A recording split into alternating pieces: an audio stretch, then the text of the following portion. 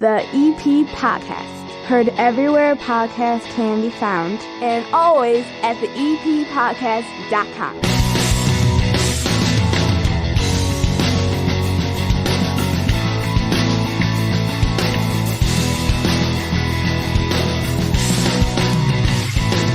Sitting down here at the 9-foot homemade oak bar, we have a brand new principal in the area. Over at Queen of Martyrs, they have a new one. Stephen Davidson is here. How are you, Steve? Great. Thanks for having me. I really appreciate it. You're a local guy. I am. I was surprised by that because, sometimes we get people who are like, well, I'm from the area, but they're like a suburb over, or they're within 15 minutes, or they used to live in Evergreen. Yeah. You came over to the house. You're like, I don't even know why I drove. I could have walked over here. You're an Evergreen Park guy. Both of my parents grew up in Evergreen. My dad and all my aunts and uncles went to Queen of Martyrs. That was one of the things that brought me to Queen of Martyrs. My mom grew up over on 94th and Avers. So I personally grew up in Evergreen Park.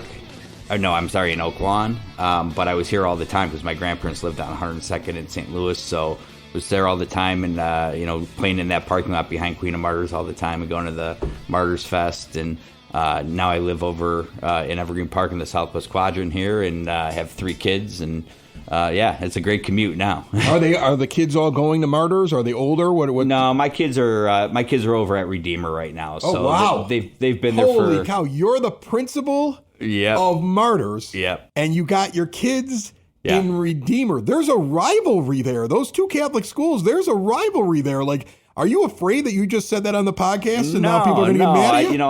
I'm a big supporter of all the Catholic schools around here, and my kids laughed a little bit about it when they knew that I was taking the job. But last year I got an opportunity to serve on the school board at Most Holy Redeemer, so had a great relationship with Father Highland and Mr. Turney, and so when I told them that I was going to take the position over at Queen of Martyrs, there was a little bit of smiling and stuff going on. Yeah. But no, it's a good rivalry. I love those rivalries, whether it's with Redeemer or St. Christina or any of the other schools around here. Those are healthy rivalries. Redeemer's having a big event on September the 7th. We're going to have the organizers of that on later on in this show. And we have Glenn Pniewski from the Village with an entire list of events coming up here as the fall season kicks off. Evergreen Park gets very busy. Can't believe I'm talking about fall here in August already. This episode of the EP Podcast brought to you proudly by the First National Bank of Evergreen Park. You need a bank you can rely on, one with an incredible rate on CDs, but look out for that statement savings special.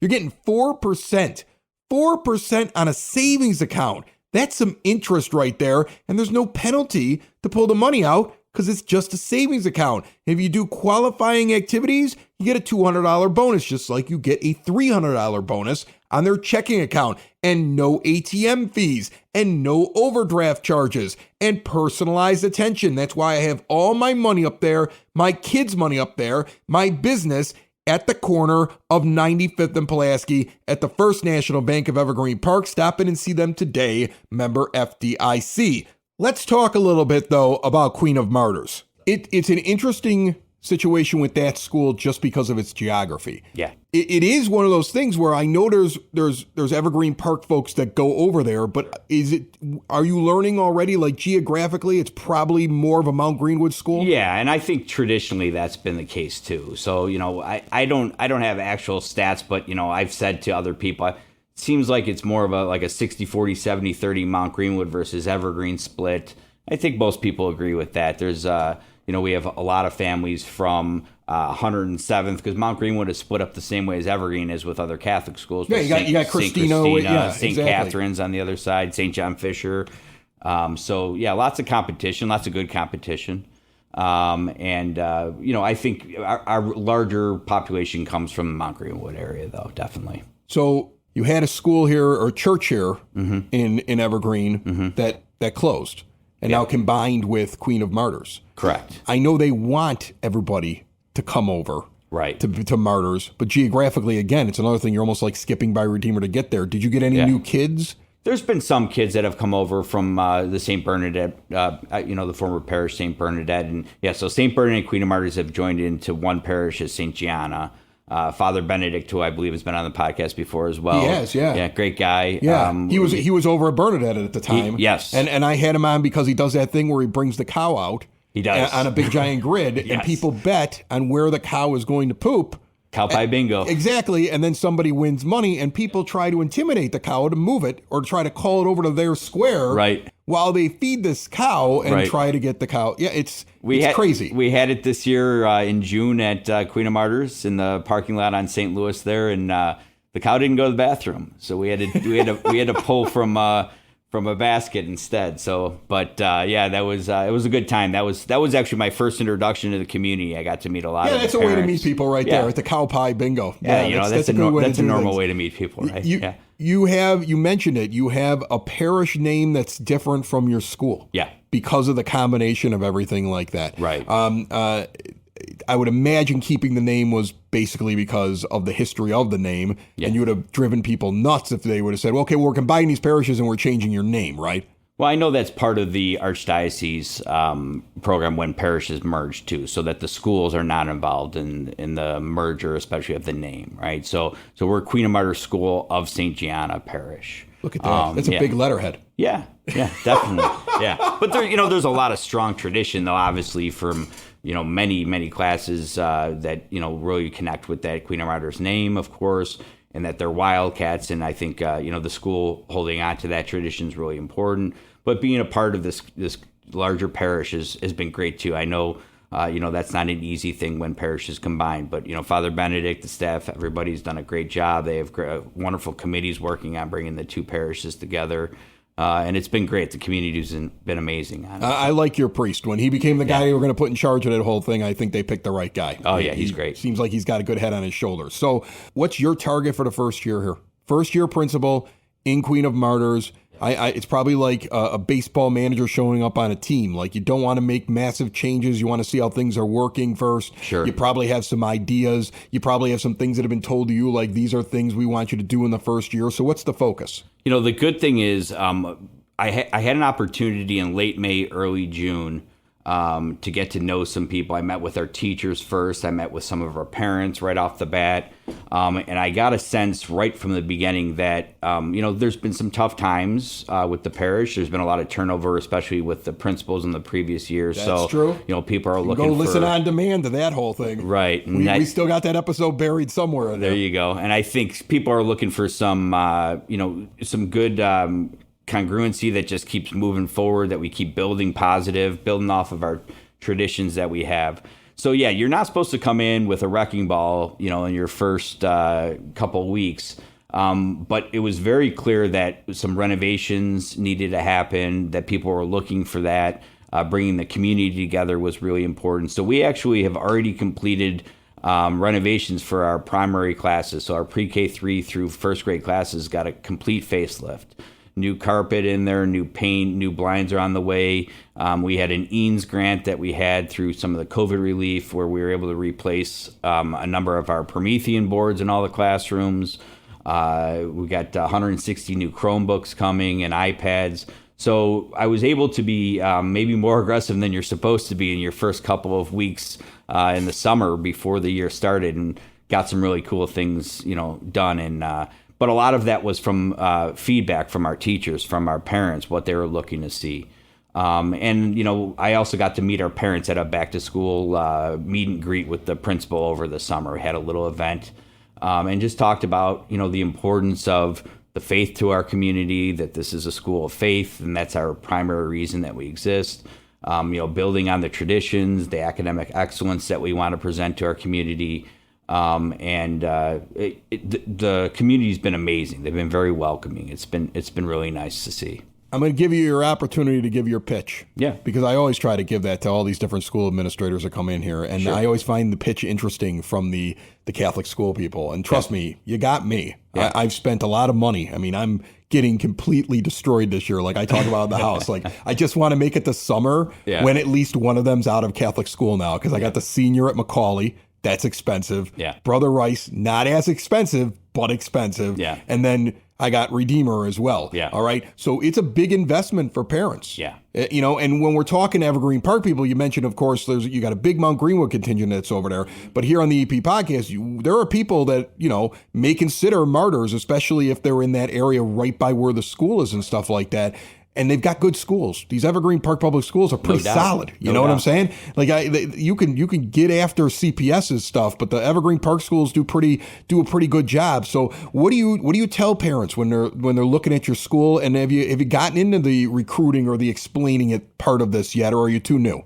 No, so that's already been a conversation that we've had about enrollment. We want to grow enrollment. I think renovating the building, revitalizing some of our spaces is part of that. But what I say is you've got two, again, for the public school options, you got Southwest right next to us. You've got Mount Greenwood School, which is an excellent school. They're very good schools. And you're fighting with Redeemer, and too, you're fighting with other right, and you're fighting with other great Catholic schools you are in as the well. middle of it. I am. Yeah, we are definitely in the middle of it.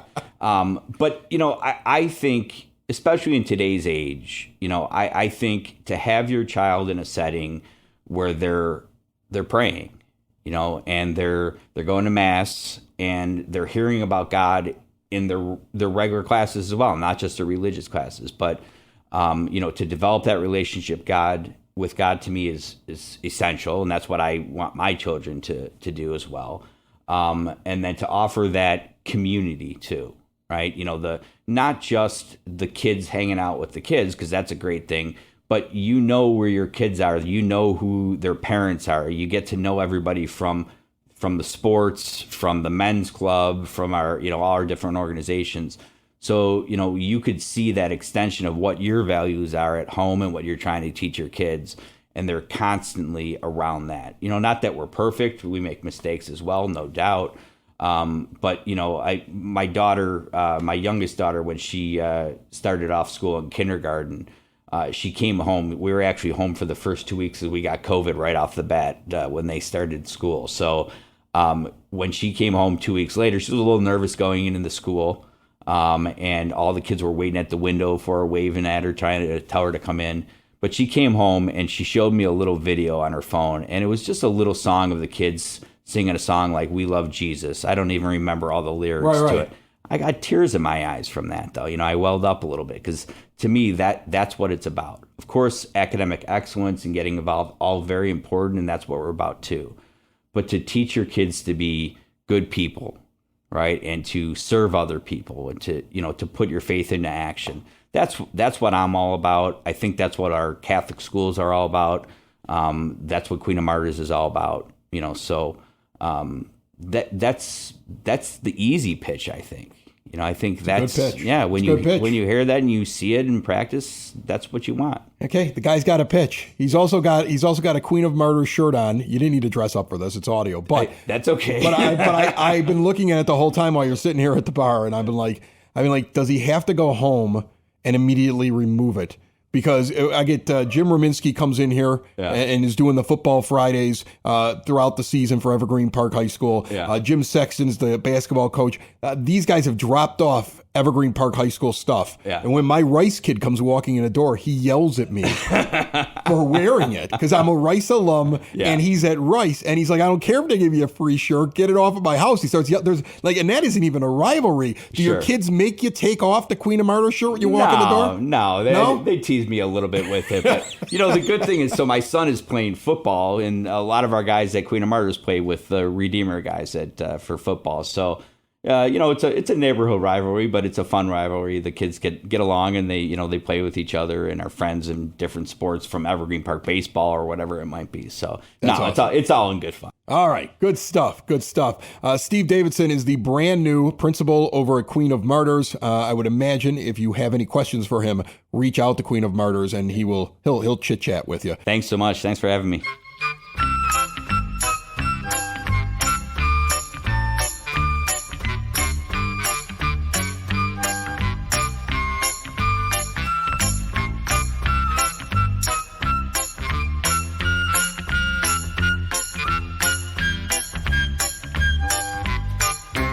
It's now time for your EP podcast, Word on the Street, brought to you by the brand new Spoke and Vine Wine Bar and Bottle Shop, northeast corner of 95th and Kedzie.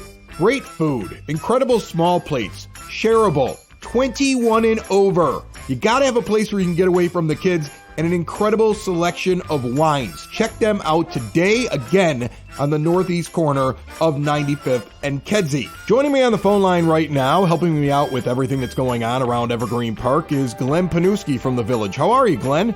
I am doing well. I got to tell you something. I saw you last over at that picnic in the park. You look fantastic. Thank you. Well, just a reminder, of course, that the rec department's been so busy, and just a reminder, of course, that on Monday, the 4th of September, that will be, which is Labor Day, we've got the City Lights Orchestra coming in over at Sexton Park at 91st and Rockwell, and that's a 5 o'clock concert followed by fireworks.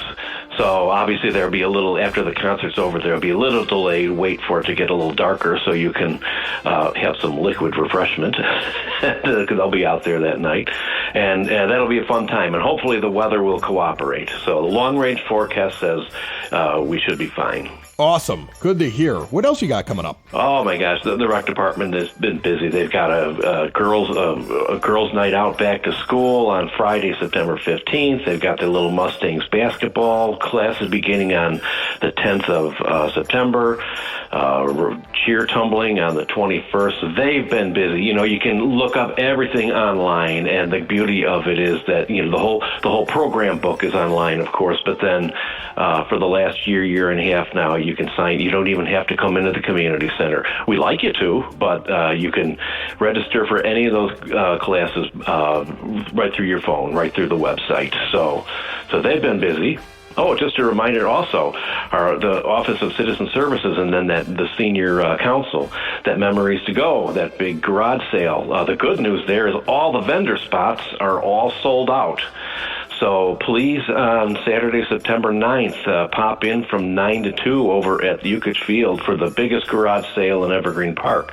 A lot to choose from. I will be there with a table. Oh, you're selling stuff. What kind of wares are at a Glenn Pniewski table? Depends on what I pull out of my garage on Labor Day weekend, okay?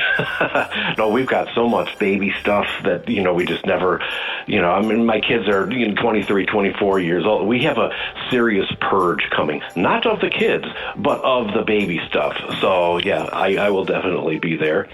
Seniors may all want to write in Thursday, September the 21st, because the first Senior Council luncheon of the year takes place here at the Community Center on that day with chicken tetrazzini for lunch, with entertainment by a fellow named Don Rietzma.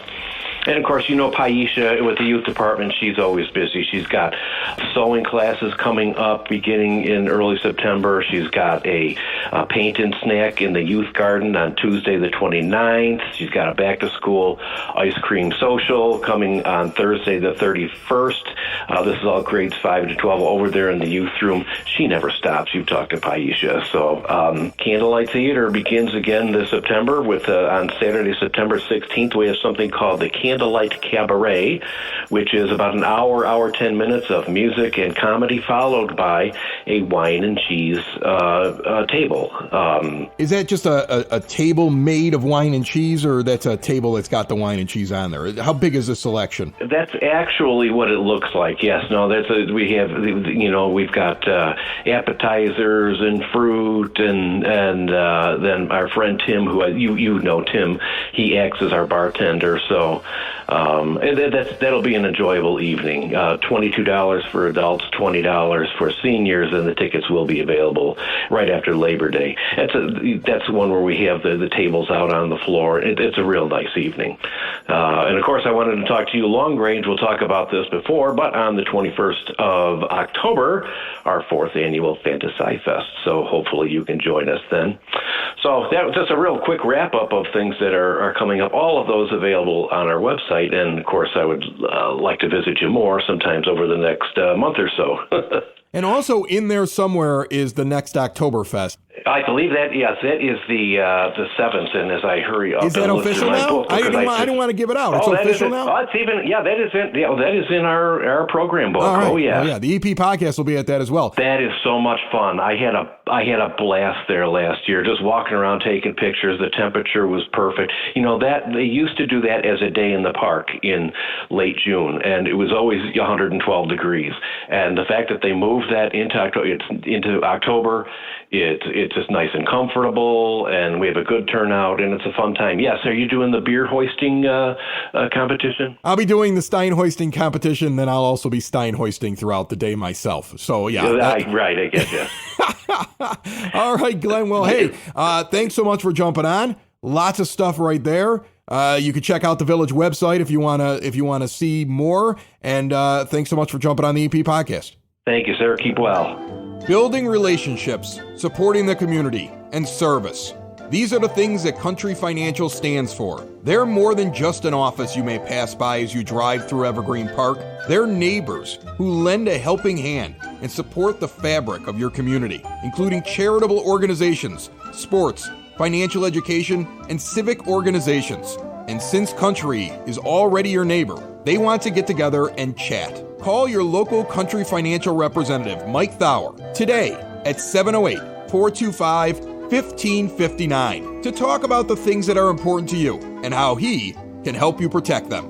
Sitting down here at the 9-foot homemade oak bar, I got a couple of guys that we heard from this time last year who then got me to do live streaming television for the first time that I had done it in a long time, and they kind of suckered me into it. And then this year, I'm very excited to kind of go back and do it again with them over at Most Holy Redeemer for their Day of Giving coming up on September the 7th. Bob Dugan's down here. Dean Reedy is down here. How are you guys? Excellent. How are we doing? We're doing good. Thank you. Thanks for having us, Chris. Of course. The bar's always open. We're back. You guys can stop by anytime you want to. You're totally fine.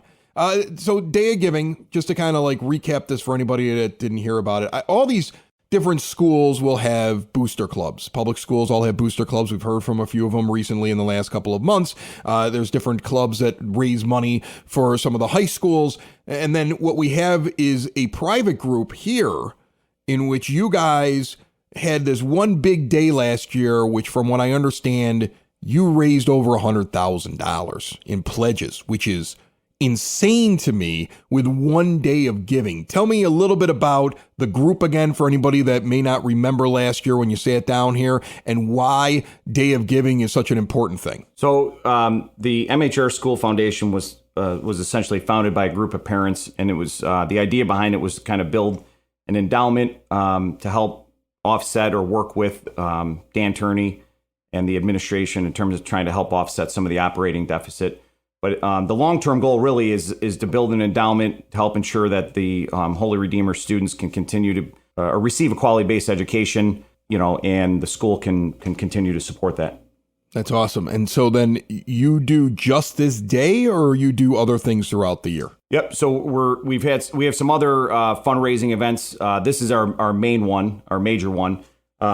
We've also had Raider races, which is kind of an online through Facebook. It's gambling. It's the best. It's the best. If you want to call it that. No, but that's a South Side thing. I mean, yes. We do that to sign up people at events. We do pod squares where people like subscribe to the show and have a chance to win money. We've been doing it now for the last 2 years. Like, I remember when I thought to myself, how do I get people to participate and sign up for the podcast? What do people on the South Side love more than squares? And I was like, nothing. And you guys have basically figured out how to have essentially an online fictitious horse race where Correct. People can, if they're part of the Facebook group, they know what the entry is. They put it in. They know it's basically a fundraiser, but somebody's going to win some big prize. Correct. And it's called the Raider Races, right, on Facebook? Correct. Yep. So that's been another major fundraiser for us. So between the Day of Giving and the Raider Races, which is actually going to be coming back this fall, it's taking a little bit of a hiatus, but so those are two major fundraisers that we've been trying to do. And again, the goal was really to help tap some of the other markets or demographics that we haven't been really tapping into over the last 5 or 10 years. Alumni being a major one, and a lot of other parishioners to kind of help support the school. Are you still doing the same thing then this year? Is it going to be a live thing, sit down like for about an hour, have a couple of guests come in and sit down? I remember we were at Baracco's last year. Are we thinking the same thing on the 7th? Take people through what the Day of Giving will entail, how they can watch, how they can participate. Yeah, for sure. I mean, we're trying to piggyback off the success of last year. So we do plan on having some live streaming throughout the day, have some different folks from the school come and share some stories. And actually this year we're going to also at the end of the day sort of have a celebration and have a little cocktail hour so that people can come. This year it lands on a Thursday, so typically Thursday night. People don't care what night it is, Bob, in this neighborhood. They're going to show up. So you're having a party after the day is over at Baracco's. So who's invited to that? Is there like a door charge? How does that work? You don't know yet. We don't know yet. Yeah, we're going to play it by beer. Just know that you're going to B-Rocks is what you're telling me. Yeah, just head to B-Rocks. Dean, all that Bob cared about was he's going to B-Rocks for some beers at the end of it. That's all he cared about. That's all he was concerned about. All are welcome, as the signs say around the neighborhood, right? All are welcome. But, yeah, I mean, it'll be towards the end of the day, so on your way home from work or afterwards, stop up and we'll be up there and we'll have some things going on that night as well. So our two guests down here, of course, brought to you by sidsauce.net. The hot sauces developed in Evergreen Park, from the peppers being grown here to the sauces being mixed here. I saw right at the top of their page at sidsauce.net recently, the Mango Ate Your Baby in stock, one of the best hot sauces I've ever had. See all of their products and get them delivered to your door at sidsauce.net. Baracco's has been helping you guys with this because they hosted you last year. They're having this thing on Thursday. What's that relationship like? It's very, very strong. I mean, Baracco's has been very generous to us over the years. We have just a really strong partnership and relationship with them. They've been very supportive of the school and really the entire community over the years. So Baracco's has actually signed on. They've been very generous. They've signed on as the exclusive sponsor, the premier sponsor this year for our Day of Giving event. And so we're going to have, as you mentioned earlier in this broadcast, we're actually going to have a live broadcast from their main dining room during the day, and then we're going to have the event later on in the evening. So that's kind of like our home base. Obviously, the proximity is helps us out tremendously, but again, our relationship is very strong with Nick and Fran Baracco.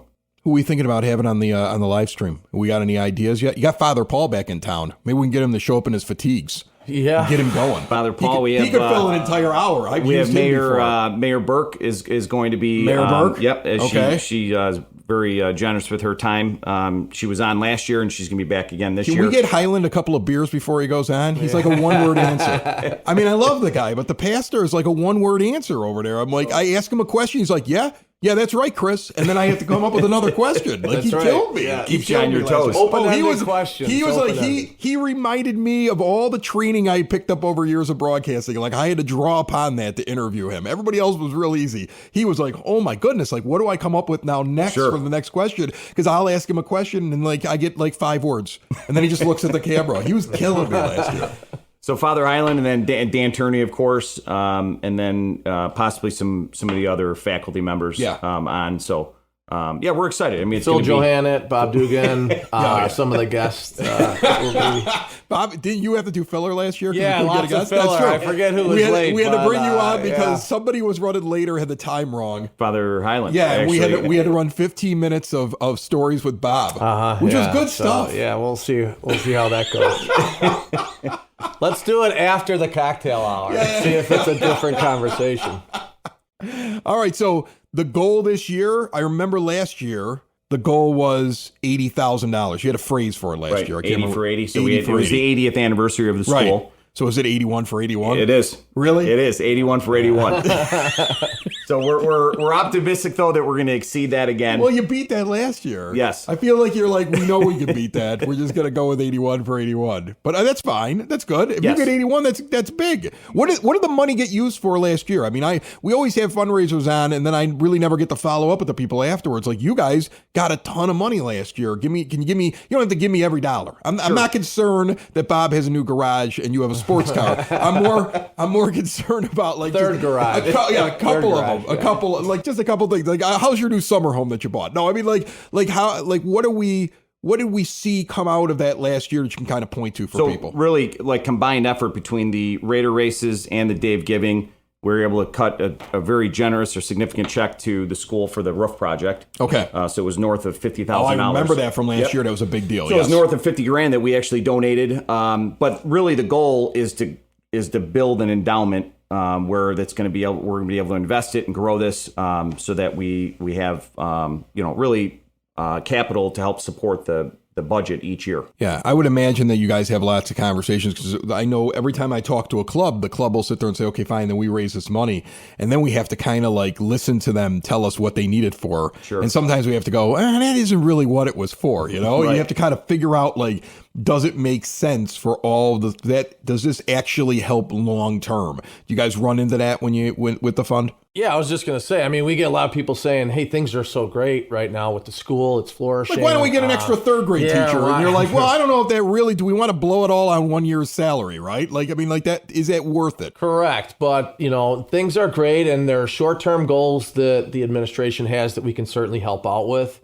The school is doing well. Kids are getting great education there, but there's always more that we can be doing, If you think, big scale, there can be additional wings for STEM labs and those types of things. So I'm sure there's some initiatives that people have over there that they want our help with short term. And then, like Dean said, we're planting these seeds now, because as things are good, this is the time to really get aggressive and start building this thing for the future generations, where, maybe down the road things aren't as good. Excellent stuff. Well, I'm looking forward to the Day of Giving. I was laughing because my wife said, are you helping out this year with it? I said, they asked me.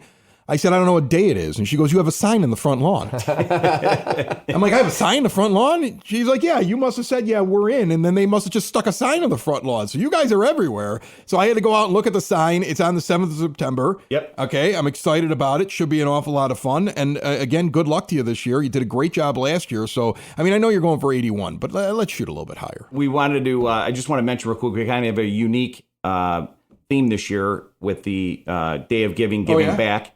And so the goal is that we're going to have different grade levels, usually, probably in blocks of 3. The primary grades, they're going to do some different projects to help support and service the community. We're going to have the middle school work on some box lunches or box dinners to help with the food pantry. And then we're going to have the junior high, the upper grades, actually go into the community and deliver those goods into the community, or to help service the community. The goal really is to help promote Catholic education and showcase, what supporting Catholic education is going to do. That's awesome. So you're asking for money, but you're going out and you're doing stuff at the same time. Servicing the community. I like that. Look at you guys. Man, oh man. Starting early with that philanthropic efforts with the kids. Whatever. Bob's just waiting for Thursday night beers and B-Rock. That's right. That's all he's waiting for. Taco truck tonight at softball. That's all that's on my mind right now. It's the EP Podcast. All things Evergreen Park. It's the EP Podcast. Evergreen Park. Check, 1, 2. You're fine. I already been checking you. We are the world. We are the children. Little did I know we're actually live right now. Yeah, right. That's going to play at the end of the show. Yeah.